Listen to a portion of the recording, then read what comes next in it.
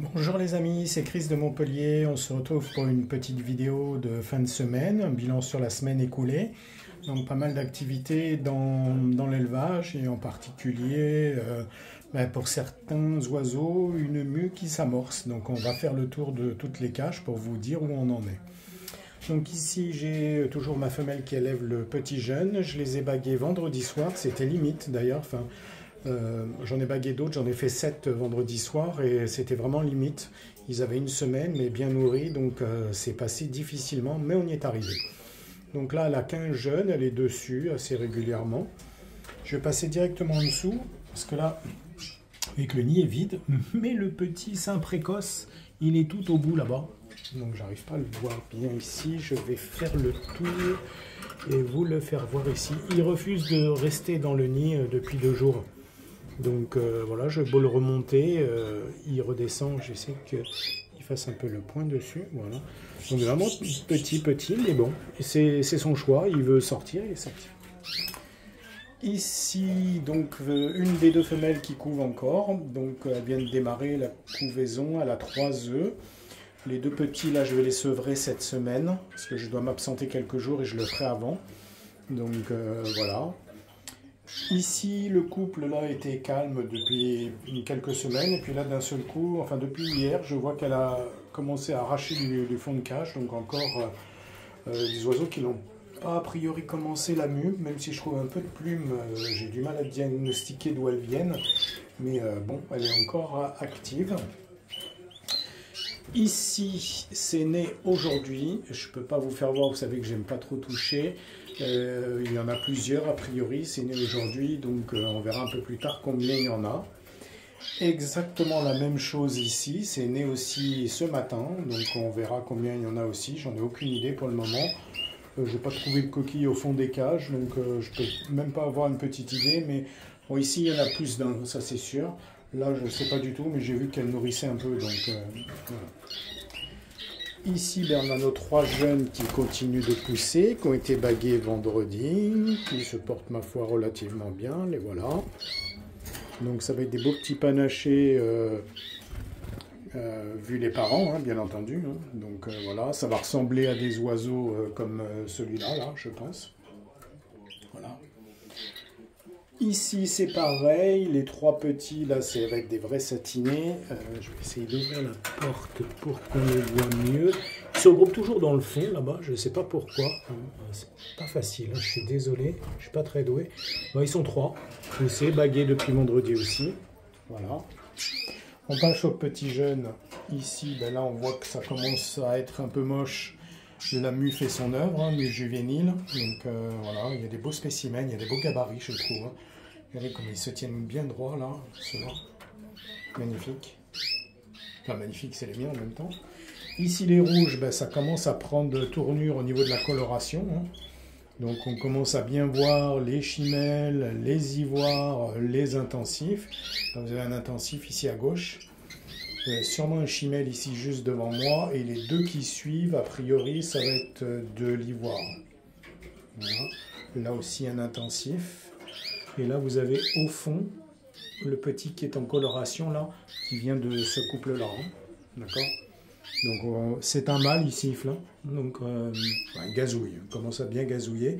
Donc je pense qu'il va ressembler fortement au papa après la mue. Il commence à bien prendre la coloration aussi. Voilà. Ici c'est repos, je pense que ça commence à muer aussi, la femelle, et il ne touche plus au fond de cage ni rien, donc c'est une bonne chose. Là c'est pareil, repos, et là, petit jeune là-haut, qui va pas tarder à être sevré aussi, on va encore laisser peut-être une semaine. La femelle est Tony, elle couvre 4 œufs, voilà. Donc voilà, pour bien sûr, je vais prendre des commentaires. Oui, il ne faut pas les faire couver, c'est la mue, elle va arrêter, etc. Ça les fatigue, etc. Je rappelle que chaque oiseau a son rythme, que ça dépend aussi de comment vous démarrez votre saison de reproduction, que ça dépend des conditions dans lesquelles vous élevez. Moi, ils sont en intérieur, ils sont dans une pièce qui n'est pas chauffée, avec un éclairage naturel. Voilà, je fais profiter du ciel bleu montpelliérain, mais ce matin c'était moche, hein, il y avait de l'orage. Donc on ne peut pas en tirer des conséquences comme beaucoup font sur les réseaux sociaux ou dans les commentaires divers et variés. Si vous commencez à avoir des œufs au mois de décembre, je l'ai déjà vu, bien entendu, vous allez avoir une mue plus rapide, enfin plus tôt dans l'année, puisque la mue, vous allez la déclencher du fait que vous gérez un éclairage qui n'est pas naturel, pas comme moi. Donc voilà.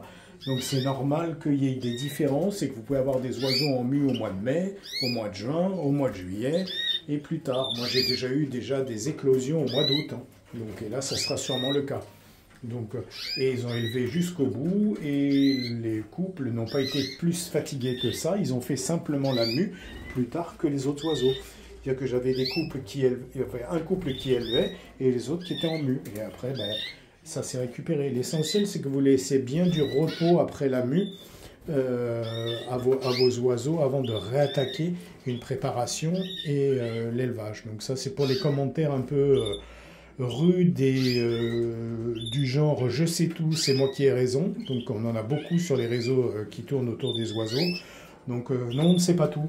Vous avez beau faire de la reproduction depuis des années, ça ne sera jamais de la même façon d'une année à l'autre, c'est très rare. Vous avez toujours des nouvelles expériences et on apprend tous les jours. Donc arrêtez, voilà, je commence à faire comme eux. Donc avant de tirer des conclusions ou de donner des conseils, renseignez-vous sur l'âge des oiseaux, le cycle de la repro qui est fait, les conditions d'élevage, etc., etc. Donc ça influence beaucoup sur l'évolution des oiseaux. Voilà, c'était mon petit message du jour. Pas plus à dire aujourd'hui, bien content d'avoir ces naissances-là. On espère que ça va bien se passer et que ça va bien élever. Bon, c'est 2 bonnes femelles avec 2 bons mâles, hein, de toute façon. Donc voilà, on va finir sur le plan sur ces beaux petits là. Voilà. Voilà, ils ont une bonne semaine hein, quand même, oui, un peu plus. Et les autres ici en bas. Voilà, aujourd'hui on a mis les baignoires quand même. Hier il a fait très très chaud, j'avais 27 et quelques dans la pièce, aujourd'hui c'est bien tombé. Je ne sais pas combien je suis d'ailleurs. Ben voilà, vous l'avez 25-52% d'humidité. Il faut quand même que je surveille ce petit clou là, que ce soir je vais le remonter dans le nid pour pas qu'il ait trop froid. Donc je me demande, je ne sais pas si c'est la femelle qui le pousse pour pouvoir renicher ou je sais pas, il faut que je regarde ça et que je fasse attention qu'elle ne me le plume pas surtout. Voilà. Donc voilà, on finit ici sur ces 2 beaux petits jeunes là. Je vais les mettre avec les rouges, hein. Ils sont censés avoir du fond rouge, donc je vais tenter, voir ce que ça donne et j'espère que celui du fond va me sortir un satiné rouge. J'espère, on verra. On suivra, vous suivrez ça avec moi dans la phase de coloration, donc sevrage dans les jours qui viennent. Et voilà, ça sera tout pour aujourd'hui les amis, donc n'hésitez pas à liker, à commenter, à poser des questions, des remarques constructives, je dirais s'il y en a, et je n'hésiterai pas à répondre. Merci à tous les abonnés et nouveaux abonnés aussi. N'hésitez pas, ça reste gratuit l'abonnement, donc n'hésitez pas à vous abonner et à échanger avec moi. Voilà les amis, ça sera tout pour aujourd'hui. Je vous souhaite un bon dimanche, une bonne continuation dans vos élevages et puis pour ceux où la mue commence, bon courage pour le ramassage des plumes. C'est toujours une période intense pour les aspirateurs. Donc on se retrouvera la semaine prochaine pour de nouvelles aventures. À bientôt, bon dimanche et un grand coucou à tout le groupe WhatsApp. Salut, c'était Chris de Montpellier.